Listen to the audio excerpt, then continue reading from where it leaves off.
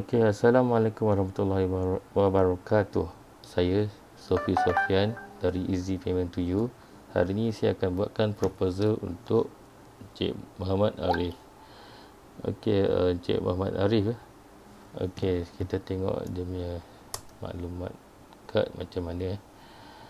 Okey, Muhammad Arif ada CIMB dan dalam kad ada 6,000 kredit limit, outstanding 5364.25, so yang boleh swap tinggal 635, dan minimum payment 283 kena bayar sebelum 18 bulan 5. Kalau ikutkan maklumat di sini, dia tak ada sebarang installment plan yang dia tengah bayar dalam kad, so maksudnya 5364 ni semua je normal swipe saja.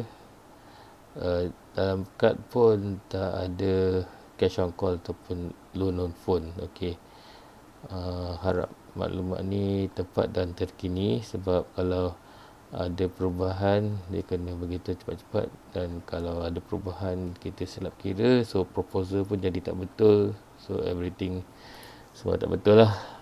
Okey, especially yang bahagian installment dan loan on phone ni, kalau tak ada bagus, senang sikit saya nak buat kira-kira, tapi kalau ada pun dia kena begitu juga, sebab kalau ada installment ataupun loan on phone, biasanya amount yang unbilled amount ni bank lock, so kena tolak daripada kredit limit dan tak boleh kita gunakan dalam pengiraan lah, yang mana belum dibilkan lagi oleh bank.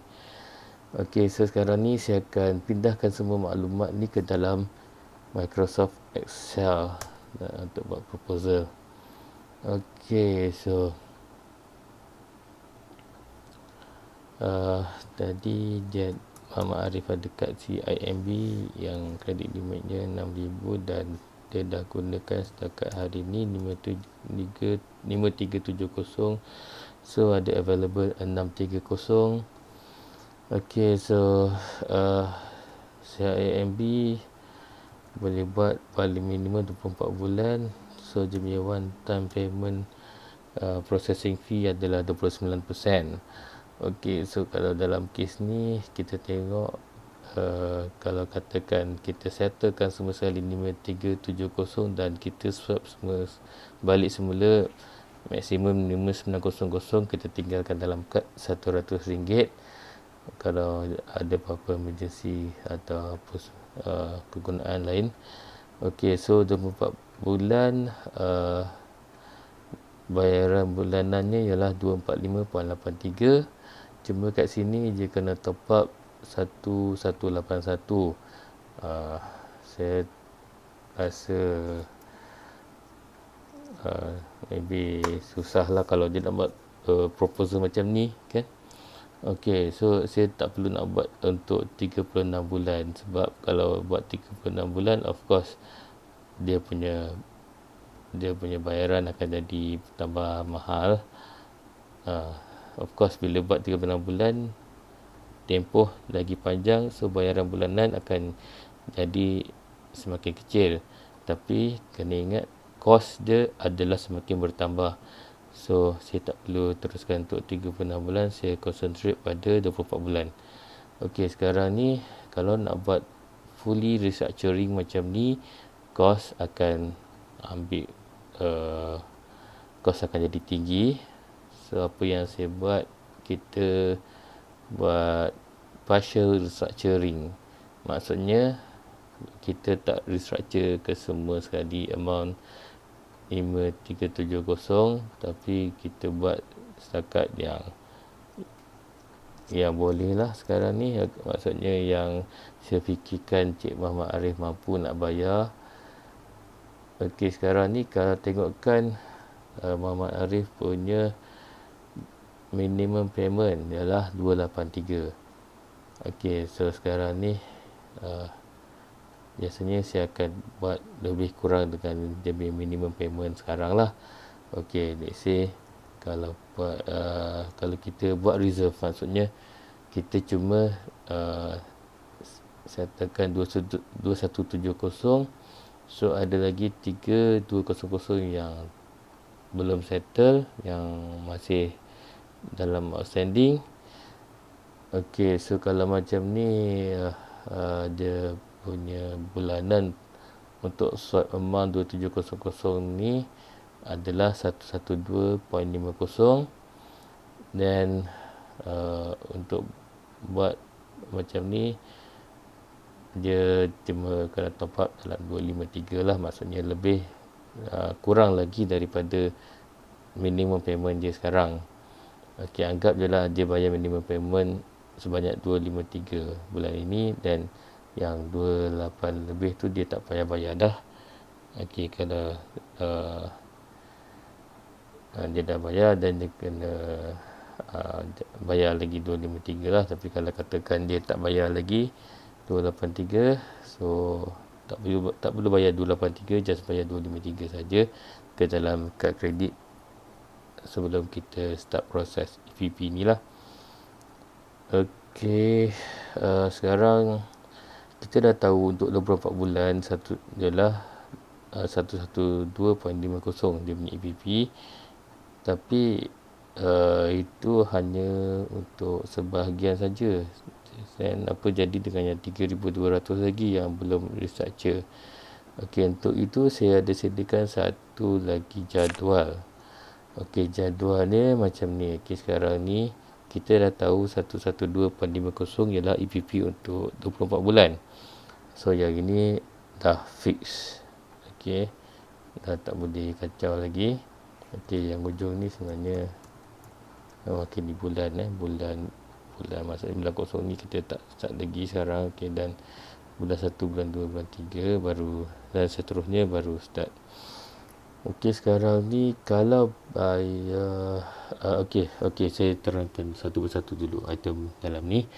Okey, bahagian atas ni boleh tengok credit limit 6,000, outstanding balance 9370, swipe amount 2700, settlement yang kita bayarkan sebelum kita swipe semula kad ialah 2170, ada reserve yang kita belum restructure sebanyak 3200. Okey, dan okey, sekarang ni kita dah tahu selama 24 bulan EPP adalah 112.50 installment dia.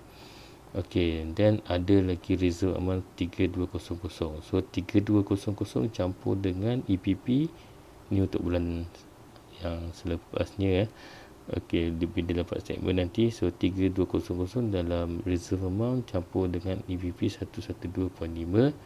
So minimum payment adalah 165.63. Okey, so sekarang ni sebenarnya apa yang saya akan buat, saya akan cari satu amount yang tetap dia boleh bayar tiap-tiap bulan, tak berubah. Dan kita akan tengok berapa bulan ambil masa untuk settlekan kesemua sekali hutang yang ada dalam kad, termasuk yang reserve 3200 ni tadilah. Okey, so sekarang ni kita just masukkan satu amount tertentu. Okey, macam sebelum ni dia punya minimum amount ialah 269. Okey, let's say kita cuba masukkan 200. Okey, kalau masukkan 200 memang minimum amount bulan pertama tu dah lepas lah 165.63, kita bayar 200. Okey, maksudnya kalau nak bayar 200 boleh. So kalau dibayar tetap konsisten 200 saja selama 35 bulan, so dia dapat credit available. Okey, yang hujung ni ialah ruangan untuk tengok credit available. Kita dapat tengok credit available dia dah kembali kepada 6,000. So maksudnya hutang dah selesai, dah settle. Okey, sebenarnya amount 200 ni mungkin boleh kecilkan lagi, sebab sekarang ni highest minimum amount dia ialah 165.63 pada bulan yang pertama. So let's say kita buat 180. Okey, ni saja saya buat ya. Okey, boleh masih lebih tinggi lagi daripada 165.63. Cuma sekarang ni duration dah bertambah 41 bulan daripada 35 bulan tadi ya. Okey, itu isu je sama ada tuan punya kad kredit ni boleh tunggu ataupun tak selama 41 bulan. Okey, dia sebenarnya macam ni ya. Okey, sekarang ni kita dah tetapkan bayaran 150 setiap bulan selama 41 bulan. Okey, let's say pada bulan yang ke-9 dia ada dapat bonus ke ataupun dia bisnes masuk ke. So dia nak bayar lebih RM1,000. Tapi bulan yang berikutnya dia bayar 180 semula. Okey, so kalau macam tu maksudnya tempoh dah semakin berkurangan lah. Manalah tahu nanti bulan yang ke-20 mungkin dia bayar lagi 1,000 ke. Okey, bulan yang berikutnya dia bayar balik 180 ke. Okey, then tempoh akan lagi kurang lah. Okey lah, begitulah seterusnya.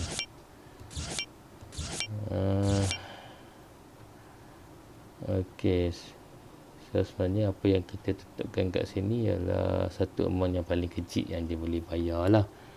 Tapi kalau katakan dia nak satu amount yang dia selesa nak bayar, tak tinggi tak rendah, mungkin dia boleh bayar 200 macam tu So selama 35 bulan dia bayar concession RM200. Settle lah semua hutang-hutang dia. Okey, so untuk CIMB kalau bank-bank lain tak jadi masalah. Kalau untuk CIMB saja, siapa yang ada kat CIMB kalau nak buat EPP ni, masa kita swipe nanti, maksudnya okey sekarang ni proses kita buat ialah Cik Muhammad Arif kena bayar dulu 253 dalam kad kredit dia sendiri, dia bayar sendiri.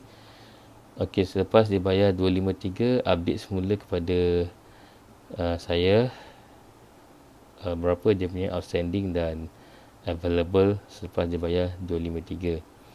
Okey, then selepas tu kalau dah settle, then dia dah bayar 253 tadi, baru kita start proses EPP. Okey, then dah proses, maksudnya syarikat akan bayarkan dulu. Okey. Okey, nanti macam ni lah. Saya expect bila Muhammad Arif dah bayar 253 dalam kad, so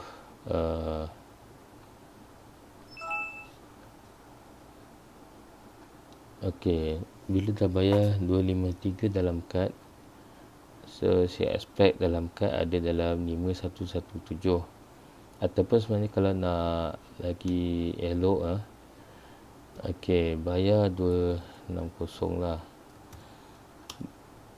Sebab biasanya kalau bayar melalui CDM pun dia tak adalah RM1, RM2. Dia biasanya RM10 lah paling kecil kan. Okey, so kalau katakan dia bayar 260, okey, so saya expect ada 5110, dan masa tu kita boleh swap 2700. Maksudnya yang penting sekarang ni lepas dia bayar top up amount tu, dalam kad mesti ada lebih daripada 2700, sekurang-kurangnya 2700 lah. 2700 lebih sikit pun okey lah kan.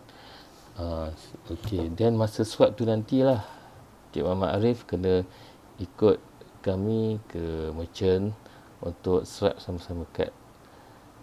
Kalau Cik Muhammad Arif tak ikut sama-sama, maksudnya kita pun tak dapat EPP ni lah. Okey, kalau kad lain mungkin tak perlu ikut. kami boleh proses terus dan lepas tu settle. Kalau yang CMB kena ikut ke merchant. Itu saja. Okey, diharapkan penerangan ini jelas, dan kalau ada apa-apa persoalan masih boleh hubungi saya di 019 3355 399. Okey, saya Sofi Sofian dari Easy Payment to You mengundur diri dulu buat masa ni. Tengok kalau ada apa-apa lagi orang lain minta proposal lepas ni. Okey, terima kasih. Assalamualaikum.